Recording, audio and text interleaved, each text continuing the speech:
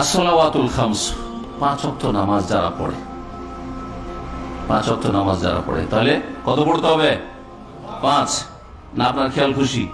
কোনদিন 5, কোনদিন 4, হ্যাঁ, কোনদিন 3, কোনদিন 2, কোনদিন পড়লেন না, কখনো ছেড়ে দিলেন, 2-3 দিন ছুটলো, হ্যাঁ, ফজর পড়লেন না, ধরে নিয়েছেন, অভ্যাস ধরে নিয়েছেন যে সারা জীবন 4 পড়বো, আর ফজর পড়লে সূর্য ওঠার পরে পড়বো, ডিউটি যাওয়ার সময় তার আগেখানে একটু পড়ে নিব না, এভাবে নামাজ কবুল হবে না।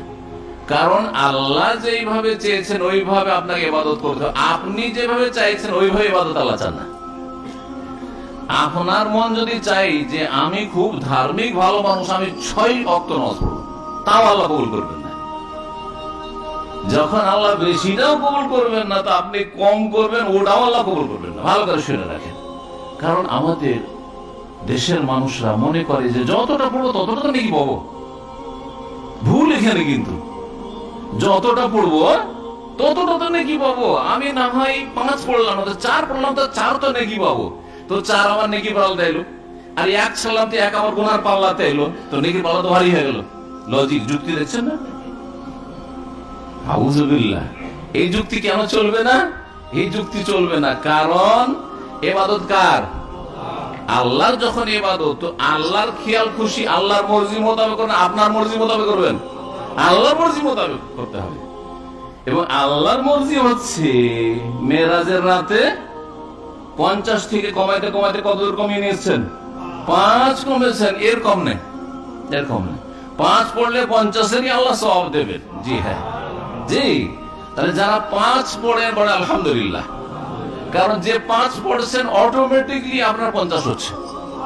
আপনাকে বলতে হবে না যে আল্লাহ আমি 50 পাবো, এমনিতে 50 হচ্ছে 5 পড়লে। আর যদি 4 পড়েন, তা আপনি মনে করেন যে 4 10 40 পাবো, 4ও পাবেন না আপনি। ভালো করে শুনে রাখেন। কারণ আপনি আপনার কুপ্রবৃত্তি হাওয়া, মনের পূজায়, মন চাইছে 4, আপনার মনের পূজা করছেন আপনি, ইত্তেবাউল হাওয়া করছেন আপনি। আফারাআইতা মান ইত্তাখাযা ইলাহাহু হাওয়া। আল্লাহ বলছেন যে হে নবী, তুমি কি চেনো ওই লোকগুলিকে? তুমি কি দেখেছো ওই লোকগুলি সম্পর্কে চিন্তা করে কোনদিন, যারা নিজের হাওয়াকে, মানে মনের চাহিদাকে এলাহ, মাবুদ, উপাস্য বানিয়ে ফেলেছে।